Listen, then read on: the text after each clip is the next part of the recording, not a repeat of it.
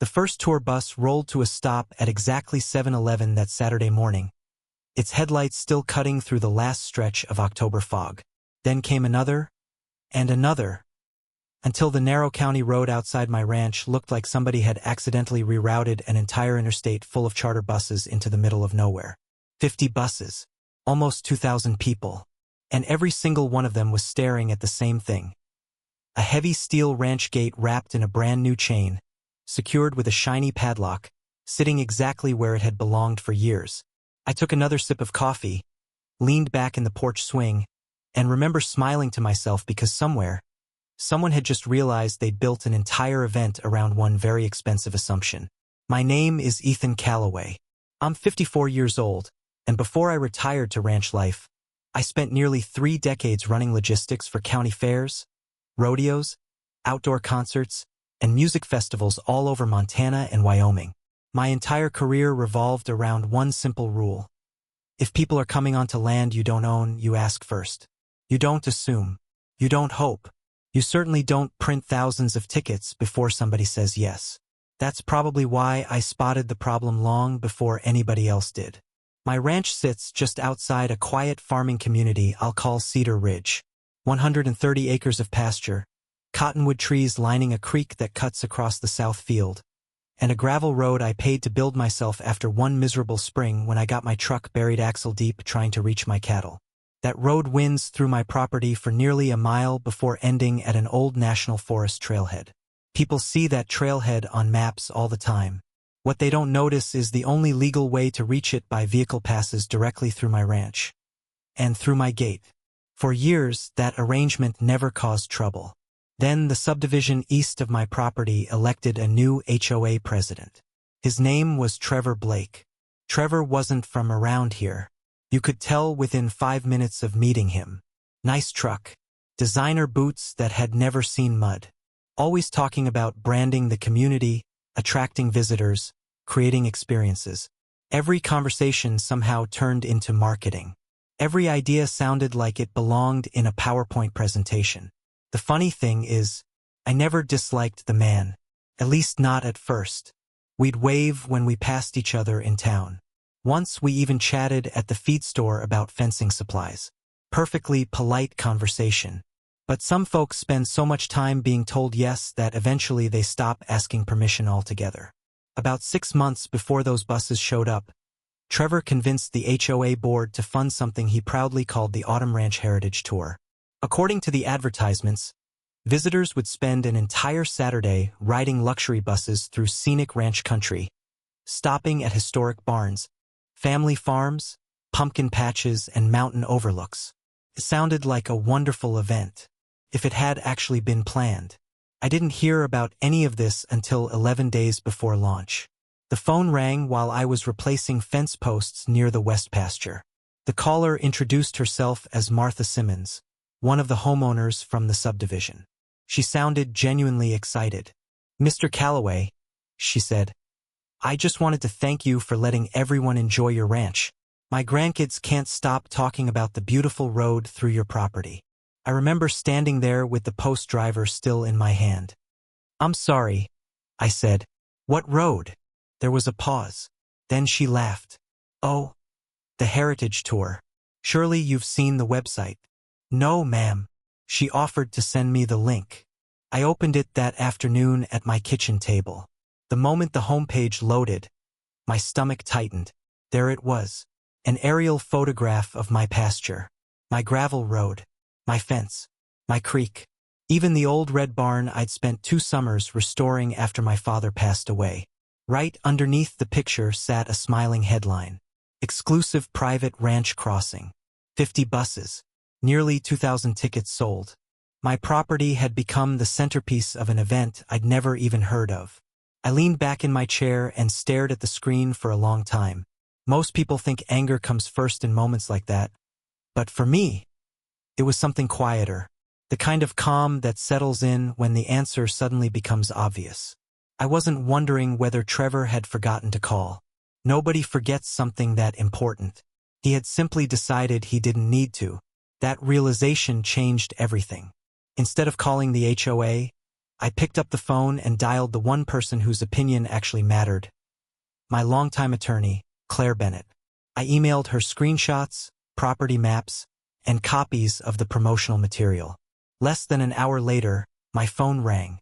"Ethan," she said, "tell me you haven't agreed to any of this." "I haven't." "Good," she replied without missing a beat. "Because legally, they just built a commercial event on land they don't have permission to use." I looked back out my kitchen window toward that old steel gate standing quietly at the end of the gravel road. Then I asked Claire a question that would end up changing everything. "What happens," I said, "if I don't say a single word and just let Saturday morning arrive?" Claire was silent for several seconds before letting out the smallest laugh. "Oh, this is going to be interesting."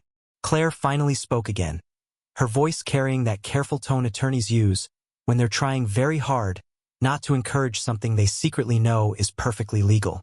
"From a legal standpoint," she said, "I'd normally recommend sending a formal notice immediately. It gives everyone a chance to fix the mistake before people get hurt financially." I nodded even though she couldn't see me. "And the other option?" She sighed. "The other option is doing absolutely nothing. If they never bothered to ask permission, you're under no obligation to remind them that they forgot." I looked through the kitchen window again. The gate hadn't moved. The fence hadn't moved. The property lines hadn't moved. The only thing that had changed was someone else's imagination. "I think," I said quietly, "some lessons are remembered a lot longer when they're learned in public." Claire chuckled. "Well, if that's your decision, make sure everything on your end is airtight." That was exactly what I did. I replaced the old lock with a brand new commercial-grade padlock, installed 2 additional security cameras overlooking the entrance, printed fresh copies of my property survey, and saved every screenshot from the HOA website.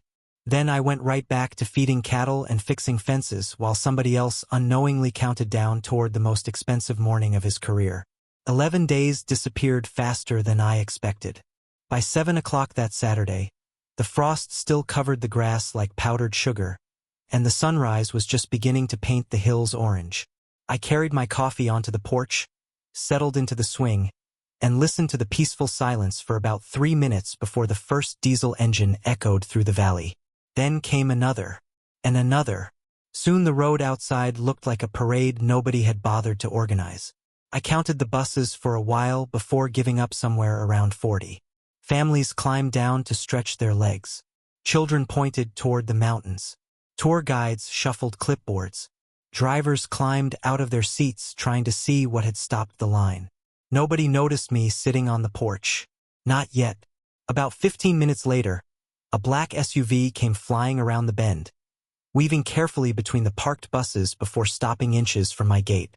The driver's door opened so fast it almost bounced back. Trevor Blake stepped out. Even from a distance, I could see something wasn't adding up in his head. He grabbed the chain with both hands and gave it a hard shake, almost like he expected it to fall off if he looked annoyed enough. Didn't. He stared at the lock for another second before finally looking toward my house. Our eyes met. He forced a smile.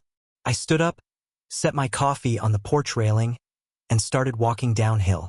By the time I reached the fence, Trevor already had his business smile back. "Ethan," he said, reaching out his hand. "Good morning." I shook it once. "Morning. I'm Trevor Blake. We may have a little misunderstanding." "Oh," he pointed toward the buses behind him. "Our heritage tour starts this morning. It looks like someone accidentally locked the access gate." I glanced toward the lock. No accident. His smile twitched. "Oh. Well, do you happen to have the key?" I do. The relief on his face was almost immediate. "Perfect. We'd really appreciate it if you could open it. We've got nearly 2,000 guests waiting." I folded my arms against the fence post. No. The word landed like a brick. Trevor blinked. I'm sorry. I said no. For 3 or 4 seconds, neither of us spoke. Behind him I could hear air brakes hissing, engines idling, people laughing, completely unaware their day had already fallen apart. Trevor tried again. "I don't think we're understanding each other." I think we are. This event has been planned for months. I believe you. We've sold tickets. I know. The buses need to continue through your road. They're not going to. His expression slowly changed. The confident event organizer disappeared. Now I was looking at a man desperately searching for a solution that didn't exist. He lowered his voice. Ethan, we're neighbors. That's true. This is good for the community. Maybe. We're bringing business into the valley. I'm sure you are. He frowned. So what's the problem? I couldn't help smiling. The problem is pretty simple. You built a commercial event across private property without ever asking the owner. His jaw tightened. We assumed access wouldn't be an issue. And that's exactly why 50 buses are sitting behind you. He looked over his shoulder at the endless line of coaches stretching down the road. When he turned back, the friendly smile was gone. Come on, he said. Let's be reasonable. I've been reasonable. No, you're making a point. Yes, I answered calmly. I am. His voice became sharper. There are families here. I can see that. There are elderly people. I see them too. Children. Yep. They paid good money. They paid you. That sentence hit him harder than I expected. He took a slow breath, trying to regain control. Look. Maybe we got ahead of ourselves. A little. We can work something out after today's event. I shook my head. No. Why not? Because permission comes before the tickets. Not afterward. For the first time, Trevor's patience cracked. This is ridiculous. No, I said quietly. What's ridiculous is believing you could use somebody else's property because printing brochures felt easier than knocking on a door. His face turned red. You know what? I'm calling the sheriff. I think that's an excellent idea. He looked surprised by how quickly I agreed. You really want to do this? I've wanted you to call someone with authority since the moment you got here. He spun around, walked back toward his SUV, and slammed the door hard enough for several tourists to look over. About 25 minutes later, a county deputy arrived. Deputy Mason Harper had lived in this county almost as long as I had. We'd crossed paths plenty of times over the years at livestock auctions and county fairs. He stepped out of his cruiser, tipped his hat, and walked over. Morning, Ethan. Morning, deputy. He looked toward the buses. Quite the traffic jam. You could say that. Trevor hurried over before either of us could continue. Officer, this man is refusing to let our event continue. Deputy Harper looked at me. That true? It is. You own the road? Ido. You got documentation? I handed him the folder I'd prepared almost 2 weeks earlier. He flipped through the survey, the deed, the parcel map, then looked toward the gate before walking several steps onto the shoulder to compare the survey markers with the fence. He nodded once, walked back, closed the folder, then turned to Trevor. Sir, this is private property. Trevor threw both hands into the air. But we've already sold tickets. Deputy Harper shrugged. That doesn't create an easement. Our buses have to get through. They don't. This event is going to collapse. The deputy's answer was so calm it almost sounded rehearsed. Then whoever planned it should have secured permission first. Trevor stared at him. You aren't going to make him unlock the gate? Deputy Harper actually smiled. I don't have that authority. For a few long seconds nobody spoke. The diesel engines continued rumbling behind us. Somewhere farther back a child asked his mother why everyone was still parked. I watched Trevor's shoulders sink just a little. For the first time all morning, I don't think he was looking at the gate anymore. I think he was finally seeing the size of the mistake he'd made, and realizing there wasn't a single person standing there who could fix it for him. Deputy Harper handed my folder back, gave me a polite nod, and walked toward his cruiser without another word. There wasn't any dramatic speech, no threats, no courtroom moment like people see on television. He simply recognized a private property dispute for what it was and drove away. The sound of his patrol car faded down the county road, leaving behind 50 buses, nearly 2,000 disappointed passengers, and one HOA president standing in front of a gate that wasn't going anywhere. Trevor stayed where he was for a long moment, rubbing the back of his neck while volunteers hurried between buses trying to calm increasingly frustrated guests. I could hear bits and pieces floating through the cool morning air. We're working on an alternate route. It'll only be another few minutes. Please stay with your assigned bus. The problem was there wasn't an alternate route. There never had been. Around 10:30, another vehicle pulled onto the shoulder. Claire Bennett climbed out carrying a leather folder tucked under one arm. She wasn't there to create drama. She simply believed that if lawyers were eventually going to become part of the story, one of them might as well witness the beginning firsthand. Trevor walked over before she even reached the fence. "I'm guessing you're Mr. Calloway's attorney." "I am. Can we fix this?" Claire smiled politely. "That depends on what you mean by fix." "We'll pay him." She looked toward me before answering. "I don't believe this is about money anymore." Trevor nodded impatiently. "Fine. Name a number." I finally spoke. "There isn't one." He looked at me like I just rejected a winning lottery ticket. "You'd rather destroy the entire event?" I shook my head. No, Trevor.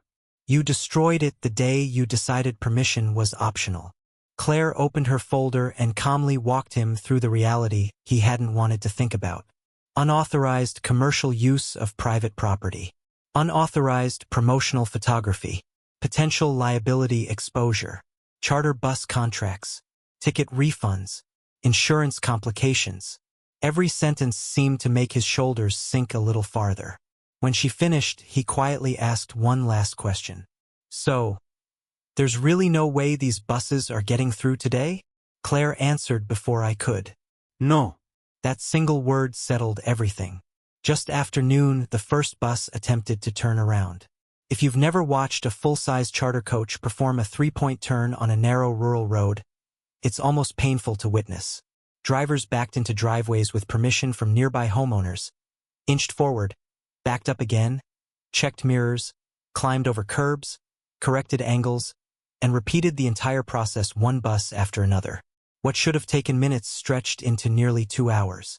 The valley echoed with backup alarms, idling engines, and the occasional frustrated sigh from tourists who had expected postcard views, but instead received an unexpected lesson in property law. By late afternoon, the last bus finally disappeared around the bend. The road became quiet again. The same breeze drifted through the cottonwoods. The cattle wandered back toward the fence as if nothing unusual had ever happened. I picked up the coffee mug I'd left on the porch hours earlier. It was cold by then, but somehow it still tasted pretty good. The legal side unfolded over the following months almost exactly the way Claire predicted. The HOA agreed to cover my legal expenses, compensated me for using photographs of my ranch without permission, removed every promotional image featuring my property, and signed a written acknowledgement confirming that my gravel road was privately owned with no public access rights whatsoever. As for Trevor, 8 months later the HOA held another election. He quietly announced he wouldn't seek another term. Officially, he wanted to spend more time with family and focus on other business opportunities. Unofficially, well, people around Cedar Ridge have long memories. Whenever someone mentioned the Heritage Tour, somebody else inevitably smiled and said, "You mean the one that ended at Ethan's Gate?" Funny how a single morning can become a person's reputation. People sometimes ask if I regret not opening the gate. Honestly, no, but probably not for the reason they expect. This story was never about humiliating another man. It wasn't about winning. It wasn't even about proving I was right. It was about something much simpler: respect. If Trevor had knocked on my front door 2 months before that event and said, "Ethan, we'd love to include your ranch in our tour. What would it take to make that happen?" There's a good chance I would have worked with him. We'd have discussed insurance. We'd have talked about limiting traffic. Maybe we'd have charged a reasonable access fee. Maybe we would have shaken hands over coffee and built something the entire community could have been proud of. Instead, he skipped the one step that mattered most. He decided for me. That's the dangerous thing about authority. Sometimes people spend so much time making decisions inside their own little world that they begin believing those decisions automatically apply outside it. HOA rules may govern a neighborhood, They don't govern my ranch. Marketing brochures don't erase property lines. Ticket sales don't create permission. Confidence doesn't replace consent. Every October, I still sit on that same porch with a cup of coffee and watch the sunlight roll across the pasture. The gate is still there. The chain is older now. The padlock has a few scratches from years of weather, but it still works perfectly. I keep the keys in the same kitchen drawer they've always been in, not because I expect another convoy of buses to appear one day, but because that gate reminds me of something my father told me when I was young. A fence doesn't exist because you hate your neighbors. It exists because good neighbors know exactly where the line is. I didn't fully understand those words back then. I certainly do now. So let me ask you something. If you had been standing where I was that morning, watching 50 buses waiting outside your gate, would you have unlocked it for the sake of the crowd? Or would you have stood your ground and reminded everyone that permission should always come before assumptions? I'd really like to hear what you think, because there isn't always a simple answer when community expectations collide with individual rights. Share your opinion down in the comments. Tell us what you would have done, and if you've ever experienced someone assuming they had access to your property, your business, or even your time without asking first. I'd love to hear that story too. If you enjoy real-life stories about boundaries, property rights, neighborhood conflicts, and ordinary people standing up for themselves without shouting, don't forget to like the video, subscribe to the channel, and I'll see you in the next story.